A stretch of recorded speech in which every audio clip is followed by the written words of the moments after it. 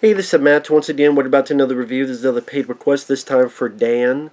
As for the film Demonic Toys from 1992.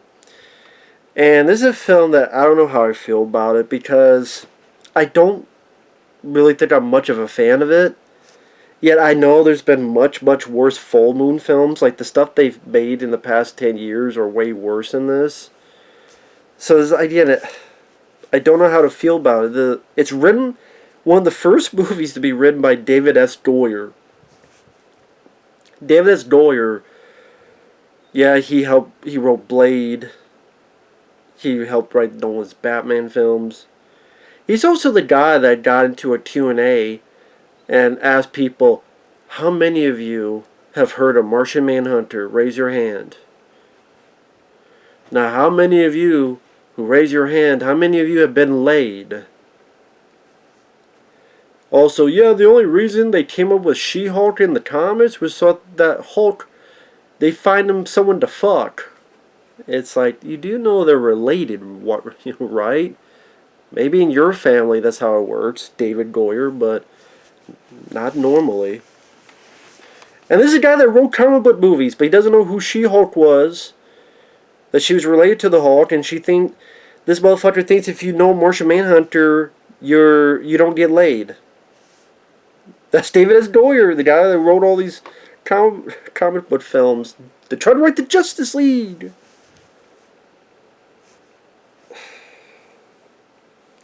I did see outright Death Warrant with Van Damme, which I liked that movie. Blade, I liked that movie.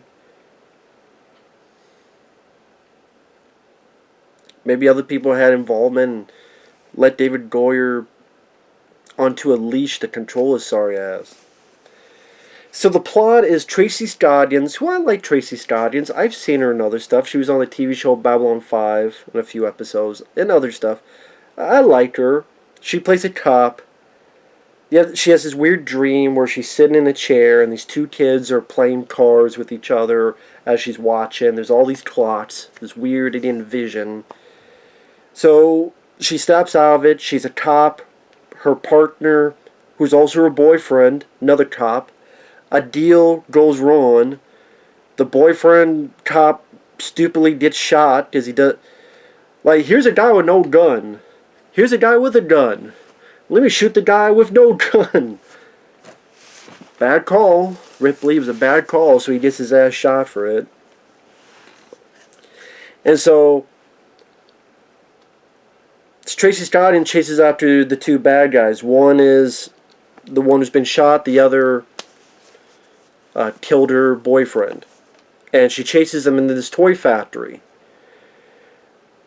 Now, of course, with Full Moon Entertainment, Charles Band did direct this, but he produced it. They have a real big fascination with small things and dolls and toys. Puppet Master, Doll Man, later on Ginger Dead Man, even the Evil Bond, all that stuff. So, of course, you have Demonic Toys. I also felt like there was some inspiration from Child's Play, just because, how did that begin? Cop chasing crook into a toy store.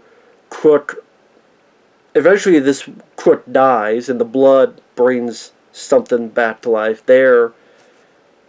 Before he dies, Brad Dourif transfers his soul, but it's like cop chasing crook into a toy store. That's where the shit happens. So I just like, what if we stayed in the toy factory? At least a toy store would be a nice background. The toy factory is just a bunch of random boxes. It's not much of a background. It's not much of a scope. But it helps for a low budget. And of course, like most of these films, there's always a fat security guard. Are all security guards fat? Because they make it... Well, no, that's not true. In Dollman vs. Demonic Toys, the security guard is Phil Fondacaro, who's a little guy, so... But usually in these movies, like, the security guard always has to be a fat guy for some reason. I don't know why.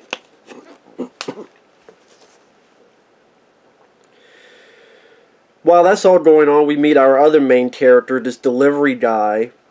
And David S. Goyer, I guess he wrote some weird dialogue. Because, for example, the delivery guys work at a place he's going to deliver some chicken or something, and to the security guard. And so while he's picked up the food, he's got a cigarette in his mouth. And I'm like, okay, so he's got a cigarette in his mouth while he's picked up the chicken, put it in a box. And the manager's like, is that a cigarette in your mouth? And our guy goes, no, it's your dick. I don't know if that's really the right insult, you know. Like, imagine if I'm drinking this. Are you drinking a water bottle? No, I'm drinking your dick. That seems like more of an insult on you than the other guy. Is that a cigarette in your mouth? No, it's your dick. Okay. It felt like he insulted himself more than the other guy. I don't know how that's an insult to the other guy. Okay. So he delivers the stuff. The factory has a lot of boxes in it. And like the death scenes are pretty lame because the death scenes, you have to be standing as still as possible for these little toys to get to you. Like the one guy's been shot and he crawled to like a pool of light and there's a pool of blood, and you have this baby doll, you have this clown Jack in the Box doll, you have this robot that shoots lasers, you have this little teddy bear with teeth. And the guy would like stick out his fingers so that it could be bitten off. Or just stand there, or just sit there and stare for the thing to come up and bite him. That is an issue with a lot of these movies, even with Puppet Master. It's like, they're this tall, you just go kick them. Just, you know, that's all you gotta do. That's all you gotta do.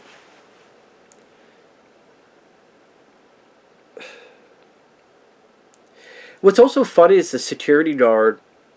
You'll see a movie that he's watching in the background. It's the same scene, though, over and over again. It's from Puppet Master 2. I remember that vividly because that was the one I watched the most when I was a kid. I think, honestly, because I thought the first Puppet Master was really boring, but Puppet Master 2 seemed a bit more of the puppets just going and killing people, so again, that was the one as a kid I watched more than the others. But I'm like, yeah, it's that scene. But every time it cuts back to it, it's replaying the same fucking scene over and over again. I'm like, just play the whole fucking movie. You own it. For some reason, you gotta play the entire scene. At least the one where Blade comes up to the woman and just starts cutting her face up. If you ever see this again, pay attention. It's like the same fucking scene. So then we get all our characters there. The security guard, who doesn't last long. The delivery guy, Tracy Scoggins. The one crook who was shot, he dies. The other crook she chased and handcuffed. And then some random woman who was a runaway was hiding there for a while, I guess. And then the bad guys, you have this little boy-looking demon. It looks like a boy, but the voice is a demon. And, I mean, the toys, the baby doll, the voice sounds like a girl, a lady trying hard to be scary and failing. Weirdly enough, in that sequel, Dollman vs. Demonic Toys, I thought the voice they had for that baby doll was better. Here, plus the dialogue didn't help, where it says stuff like, I could shit my pants. Can you shit your pants? I'm like, I'm doing it now in protest.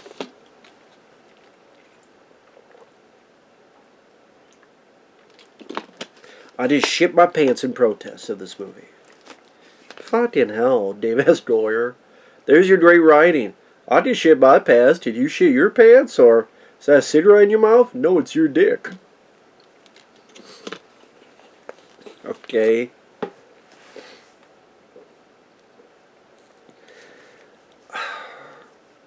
Okay, some positives. Tracy Scoggins, for what she's given, for what little she's given in terms of direction, in terms of the environment, I didn't mind her. Again, when people say I don't, when I say I don't mind something, it's not me saying I think it's an Oscar caliber thing. There's a big range. It's not just 0 and 10. She's trying with the material she's given. Say with the delivery guy. The delivery guy, I think he's trying with the material he's given. The little dolls, I mean, the designs are not that bad. They're better than how they looked in, what was that, Puppet Master vs. Demonic Toys that Corey Feldman was in. And the toys looked fucking cheaper in that movie. I'm like, especially like the Jack in the Box clown. If you don't believe me, look up like even Dollman vs. Demonic Toys or just Demonic Toys, and then look up like Puppet Master vs. Demonic Toys, and just look at the clowns on each one. I'm like, the Puppet Master vs. Demonic Toys that was looked cheaper. This, at least the face looks not too bad. It's a short film, I'll give you that. The musical score, like the main theme, was just trying to be this creepy nursery styled music. It's not that bad. That's at the opening of the film. I've heard much worse themes and scores. It's not like, oh, I'm going to download it on MP3 today, but I've heard much worse.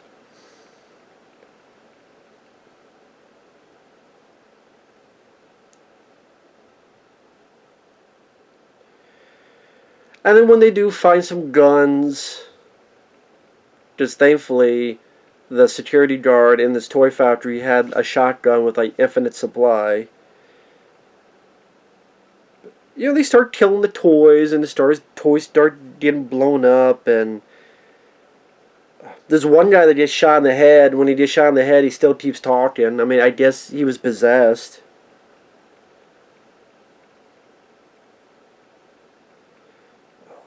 There were a couple positives. Like I said, sometimes the music wasn't too bad.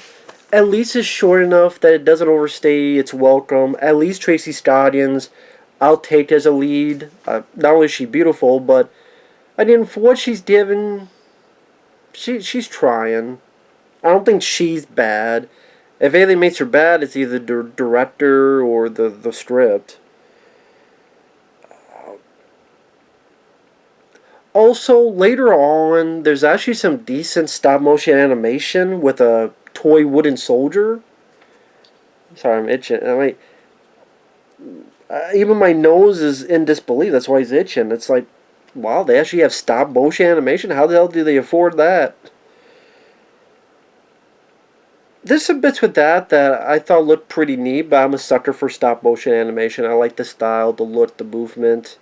I'm a fan of that technique, and something that's not used anymore. This is just a unique visual aesthetic stop motion. And there are a couple moves that made me smirk. Like the one baby doll, I think it's named Oopsie Daisy. Is this the end of Oopsie Daisy? And I think the delivery guy is like, so fucking what? He just blows it up.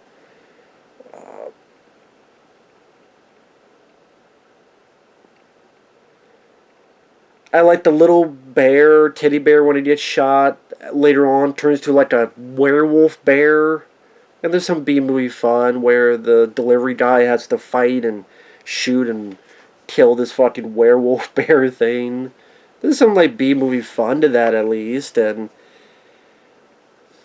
at least the two leads were not completely unlikable douchebag twats assholes like a lot of characters in today's age. Like in Halloween Kills, everyone is like a completely unlikable shitty character.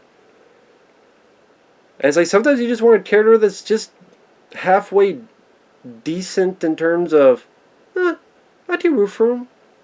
You know, it's not John McClane. It's not, Arnold Schwarzenegger in Predator. It's not John Rambo. It's not, you know, rooting for Andy Dufresne to escape in Shawshank Redemption.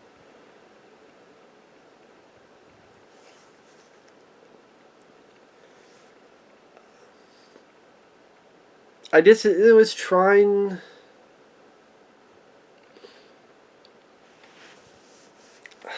This is the time of Full Moon that I think they were still kind of trying to make actual films. People are like, what do you mean? Nowadays, it's like they don't even try. Like, you look at the way they look, these new films of Full Moon. The way they look, and the way they're shot, and the camera, cinematography, and like this. Like, I mean, again, the score. Score's not too bad. Again, there's actually stop motion animation from the time. There's a variety of dolls, not just one or two. And oh, okay, they have a little bear, then they have this werewolf bear. Like, there's a little bit of ambition. There's a teeny bit of ambition. And again, I think that gets into the frame of mind where if you've seen only, the original Fright Night, A Nightmare on Elm Street classics, and you look at this, you go, man, this is dog shit. But then when you look at those Ginger Dead Man movies, Evil Bond films, even ones that are not Full Moon, like Bible Bloody Camp, whatever the hell, and Neil Breen films, and Hell's Highway, and Feeders 2, and apparently there's going to be a Feeders 3 for some fucking reason. Razor Teeth. You look at those bottom of the barrel flicks, and you look at this, Demonic Toys isn't that bad, because it could be way, way worse. I mean, I'd rather watch this than Puppet Master vs. Demonic Toys. Even Dollman vs. Demonic Toys I'd rather watch than Puppet Master vs. Demonic Toys, a lot of this recent shit. Because at least there's a little ambition. But, I mean, there's a lot of bad stuff as well. I mean,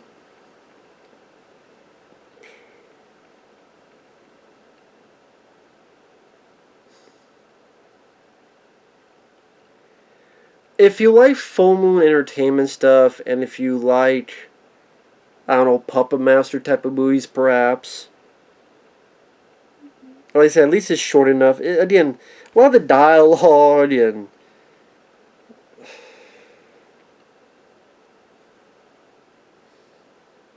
at times Tracy Scoggins later on, even though she's supposed to be a cop, at times she gets a little bit too. I'm like, lady, you're a fucking police officer.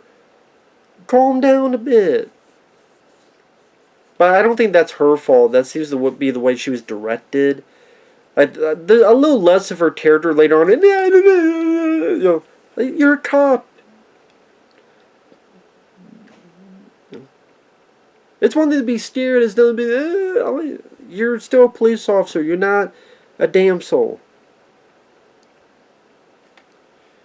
So, I mean, Demonic Toys was there for what it needed to be. Like I said, I've seen better. I've seen much, much worse. It's a film I would never watch again. I mean, hell, I could watch Dollman vs. Demonic Toys. I would get the highlights of it. But, I mean, sadly, there's way, way worse. So that's why I can't even be that ranty on it. That shows how many films I've fucking seen in the past 5 years. If you asked me 5 years ago, I'd be like, yeah, this is a rant. This film sucks. 5 years of watching some of these movies, I'm like, you know what? I'd rather watch this than fucking Blackwater Vampire or Beneath with the douchebags on a raft, or fucking Creature Lake, or they said Feeders, or The Time Machine I Found at a fucking garage sale, whatever the hell it was, or some of these other movies. So it's all about perspective. So with that said, thanks for watching. Or I guess if you want to see where David S. Goyer started, there'd be a little bit of interesting notion that